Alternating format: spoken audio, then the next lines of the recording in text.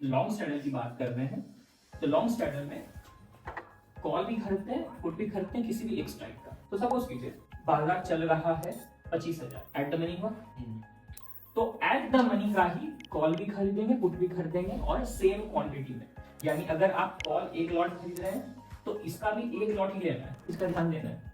अगर आप किसी जगह मान के चलिए यहाँ पे कर दिए 4 लॉट, यहाँ 1 लॉट रह गया और आपका डायरेक्शन गड़बड़ हो गया, ऐसा बनेगा नहीं, ठीक है। अगर यहाँ 4 लॉट है तो यहाँ भी 4 लॉट करना है, यानी सेम लॉट होना चाहिए, सेम स्ट्राइक प्राइस होना चाहिए, उसका आप कॉल भी खरीदते हैं, पुट भी खरीदते हैं। तो सपोज कीजिए कॉल खरीदा 100 रुपए में, पुट आपने खरीदा 100 रुपए में, ठीक है।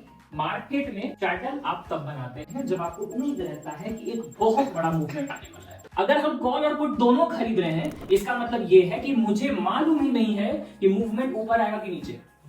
मैं एक तुक्का ले रहा हूं बस कि भाई बस इतना मालूम है कि किसी भी एक साइड में बड़ा मूवमेंट आ सकता है, ठीक है।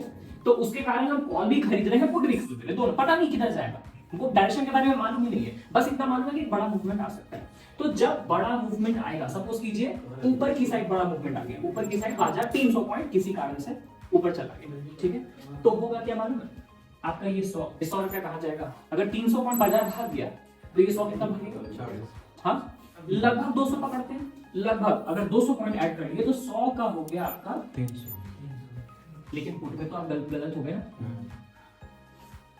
पुट आपने क्यों खरीदा था, सोच कर कि बाजार गिरेगा, बाजार तो भाग गया, तो इसमें नुकसान होगा, कितना नुकसान हो जाएगा, जीरो तो जाएगा ही नहीं अनलेस वो एक्सपायरी का दिन है। बात समझिए, अगर एक्सपायरी का दिन है तभी आपको मालूम है कि ऑप्शन जीरो होता है, वरना वो जीरो कभी नहीं होगा।